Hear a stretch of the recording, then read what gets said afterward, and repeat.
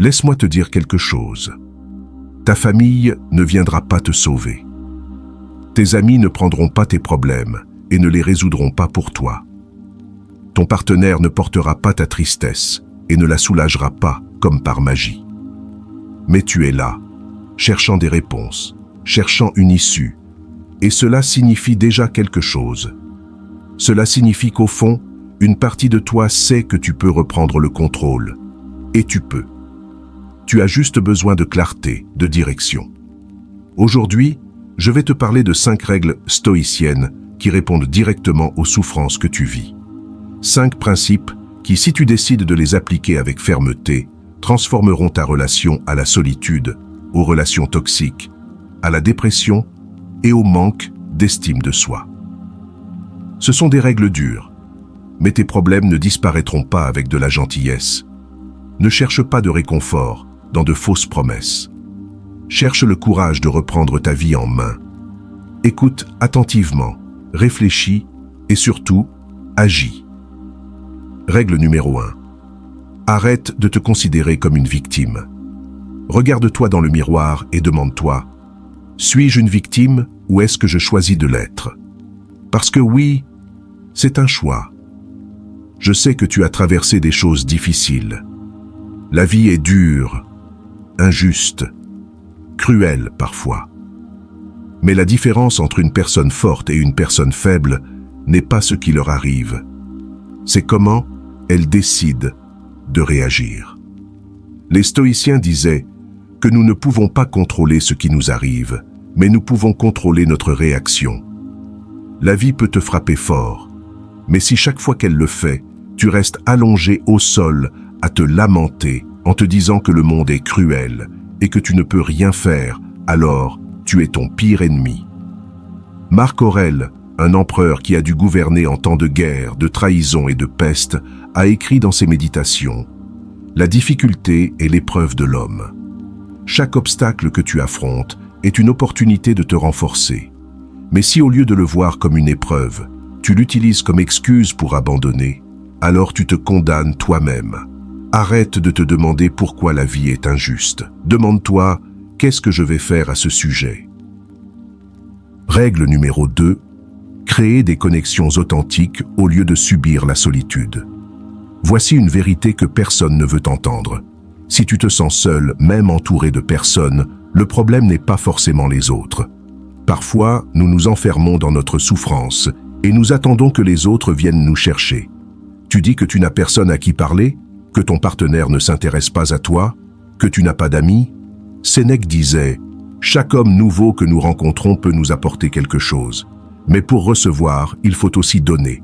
Sors de ta zone de confort, rejoins des communautés qui partagent tes valeurs, volontaire pour une cause qui te tient à cœur. Apprends une nouvelle compétence avec d'autres personnes. La solitude n'est pas une fatalité, c'est souvent le résultat de l'inaction. Et surtout, apprends à être bien seul d'abord. Épictète a passé des années en esclavage, souvent isolé, mais il a développé une richesse intérieure qui lui a permis de devenir l'un des plus grands philosophes de l'histoire. Ne cherche pas quelqu'un pour combler un vide. Remplis d'abord ce vide par toi-même, puis invite les autres à partager ta plénitude. Règle numéro 3. Prends le contrôle de tes relations toxiques. Le pire ennemi d'une personne déprimée, ce ne sont pas ses problèmes, ce sont les personnes toxiques qu'elle laisse dans sa vie. Cette sœur qui profite de toi sans rien donner en retour. Ce partenaire qui te néglige. Cette famille qui te fait culpabiliser.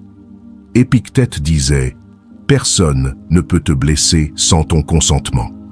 Tu donnes la permission aux autres de te traiter mal quand tu acceptes l'inacceptable. Établir des limites claires. Dis non quand quelqu'un abuse de ta générosité.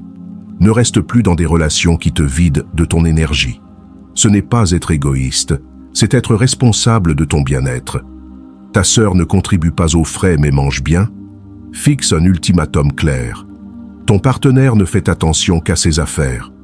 Aie une conversation honnête sur tes besoins. S'il ne change pas, tu as ta réponse sur sa valeur pour toi. Les stoïciens enseignaient la justice comme une vertu cardinale. Il n'y a rien de juste à accepter d'être maltraité. Respecte-toi assez pour exiger le respect des autres. Règle numéro 4. Transforme ta douleur en force d'action. L'esprit déprimé rumine sans cesse. Tu penses à ce qui ne va pas, à ce que tu as perdu, à ce qui te manque. Tu rejoues les mêmes scénarios dans ta tête. Si seulement j'étais plus beau. Si seulement ma famille me comprenait. Si seulement j'avais quelqu'un. Et cette rumination devient une prison mentale où tu t'enfermes volontairement. Les stoïciens avaient une approche radicalement différente. Ils utilisaient pas la souffrance comme combustible pour l'action. Ils ne nient pas la douleur, ils la transforment. Épictète était esclave. Il aurait pu passer sa vie à se lamenter sur son sort, à haïr ses maîtres, à regretter sa liberté perdue. Au lieu de cela, il a utilisé cette expérience pour développer une philosophie de la liberté intérieure si puissante qu'elle nous guide encore aujourd'hui, 2000 ans plus tard. Tu te sens inutile? Trouve une façon d'aider quelqu'un d'autre. Tu n'arrives pas à trouver l'amour? Travaille sur toi pour devenir la personne que tu voudrais rencontrer. Tu te sens coincé dans ta situation familiale toxique? Identifie une action concrète, même minuscule, que tu peux faire aujourd'hui pour reprendre ton indépendance. Sénèque a écrit « La douleur est temporaire, mais abandonnée dure pour toujours. » Chaque moment de souffrance peut devenir un tremplin si tu choisis l'action, plutôt que l'apitoiement. Voici ce que je veux que tu comprennes. Ta dépression, ta solitude, tes échecs, tout cela peut devenir ton plus grand atout si tu changes de perspective. Au lieu de demander « Pourquoi moi ?», tes relations toxiques t'apprennent à reconnaître les signaux d'alarme et à protéger ton énergie. Ta dépression te montre la valeur des petits moments de joie que d'autres tiennent pour acquis. Transforme ta douleur en détermination, ta tristesse en sagesse, ton désespoir en action. Ne gaspille plus ta souffrance en la subissant passivement. Utilise-la pour te construire. Règle numéro 5. Construis ton identité au-delà de tes problèmes. Qu'est-ce qui te définit vraiment? Tes problèmes ou tes actions? Ta souffrance ou tes valeurs? Si tu te présentes toujours comme celui qui souffre, celui qui n'a pas de chance, celui qui est seul, alors tu deviens prisonnier de cette identité. Tu t'enfermes dans un rôle de victime qui devient ta zone de confort. Marc Aurèle a écrit « Tu as le pouvoir sur ton esprit, pas sur les événements extérieurs. Réalise cela et tu trouveras la force. » Ce que l'empereur philosophe voulait dire, c'est que nous avons tous le choix de notre identité profonde. Les stoïciens ne niaient pas leurs difficultés, mais ils refusaient de laisser ces difficultés définir qui ils étaient. Ils choisissaient consciemment de se construire une identité basée sur leurs vertus, leurs actions, leurs valeurs, pas sur leurs malheurs. Voici ce que je veux que tu fasses. Arrête de te présenter par tes problèmes. Au lieu de dire « je suis quelqu'un de seul », dis « je suis quelqu'un qui apprend l'indépendance ».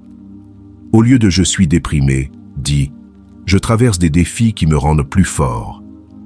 Au lieu de « je n'ai pas de chance en amour », dis « je développe ma capacité à aimer d'abord moi-même ». Développe des compétences qui te rendent fier. Apprends quelque chose de nouveau chaque jour.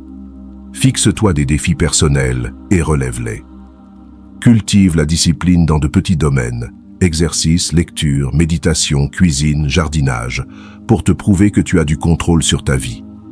La discipline quotidienne est cruciale parce qu'elle reconstruit ta confiance en toi. Chaque petit engagement tenu envers toi-même, se lever à l'heure, faire 10 pompes, lire 10 pages, est une preuve que tu es quelqu'un de fiable, même pour toi-même. Trouve une mission plus grande que tes problèmes personnels. Il y a quelques jours, j'ai reçu le message d'une femme de 73 ans. Divorcée depuis 41 ans, elle vit seule avec ses animaux. Elle aurait pu se définir comme la femme abandonnée, la solitaire. Mais écoutez ce qu'elle fait. Elle cultive des plantes, elle fabrique des savons artisanaux, des bougies à base de plantes qu'elle vend. À 73 ans, elle apprend encore, crée encore, entreprend encore. Elle a transformé sa solitude en indépendance, sa tristesse en créativité. Et il y a cette mère qui élève un enfant autiste de 3 ans. Elle pourrait se noyer dans l'épuisement, se définir par cette bataille quotidienne. Mais elle a choisi de voir cette épreuve différemment. Chaque petit progrès de son enfant devient une victoire. Chaque jour difficile forge sa résilience. Elle ne se définit plus comme la mère qui souffre, mais comme la guerrière qui ne lâche rien. Ces personnes ont compris une vérité fondamentale. Nous ne sommes pas nos circonstances. Nous sommes nos réactions à nos circonstances. Sénèque enseignait que chaque homme nouveau que nous rencontrons peut nous apporter quelque chose. Mais pour que les autres voient ta valeur, tu dois d'abord la voir toi-même. Arrête de te définir par ce qui te manque et commence à te définir par ce que tu peux apporter. Que peux-tu enseigner aux autres? Quelle expérience douloureuse as-tu traversée qui pourrait aider quelqu'un d'autre? Quel talent as-tu négligé que tu pourrais développer? Quelle cause te tient à cœur et pour laquelle tu pourrais t'engager? Tu n'es pas tes problèmes. Tu es quelqu'un qui traverse des défis et qui a le choix de grandir à travers eux. Tu es quelqu'un qui peut transformer sa souffrance en sagesse, sa solitude en indépendance, ses échecs en leçons de vie. Commence dès aujourd'hui à te construire cette nouvelle identité. Une identité de quelqu'un qui agit, qui grandit, qui contribue. Parce que c'est cela, être vraiment libre selon les stoïciens. Choisir qui tu veux être, indépendamment de ce qui t'arrive. La solitude, les relations toxiques, la dépression, le manque d'estime de soi, tout cela est réel. Personne ne dit que c'est facile de s'en sortir. Il y a des moments où tu te sens complètement perdu, où l'espoir semble impossible à trouver. Mais laisse-moi te dire quelque chose. Tes problèmes ne sont pas une identité permanente. Ils sont des défis temporaires que tu peux surmonter. Il n'y a pas de sauveur qui viendra, mais il y a une personne qui peut changer les choses, toi. Ce qu'il y a, c'est une décision que tu prends chaque jour. Vais-je rester esclave de mes circonstances ou vais-je les dominer? Vais-je accepter les relations toxiques ou vais-je exiger le respect? Vais-je attendre que les autres changent ma vie ou vais-je prendre les rênes? Les stoïciens comprenaient que la souffrance fait partie de la condition humaine. Ce qui nous définit vraiment, ce n'est pas ce que nous subissons, mais comment nous réagissons. Certains se noient dans leurs problèmes, d'autres les utilisent comme marchepied vers une vie meilleure. Sénèque disait « Ce n'est pas parce que les choses sont difficiles que nous n'osons pas. C'est parce que nous n'osons pas que les choses sont difficiles. » Tes relations difficiles, ta solitude, ta dépression, tout cela semble insurmontable tant que tu n'oses pas agir. Arrête d'attendre que ta famille change. Arrête d'espérer que l'amour tombera du ciel. Arrête de croire que tu es condamné à souffrir. Si tu oses appliquer ces règles stoïciennes, si tu oses reprendre ton pouvoir personnel, alors quelque chose en toi changera. Ce ne sera pas instantané. Ce ne sera pas sans effort. Mais il viendra un jour où tu regarderas en arrière et tu te rendras compte que tu n'es plus la même personne. Que tu as utilisé ta souffrance pour te construire, pas pour te détruire. Que tu es devenu quelqu'un de plus fort, de plus sage, de plus libre. Ce jour-là, tu comprendras que la vraie liberté n'est pas l'absence de problèmes, mais la capacité de les affronter avec courage et dignité. La question n'est pas de savoir si tu peux changer ta situation, tu peux. La question est de savoir si tu es prêt à faire ce qu'il faut.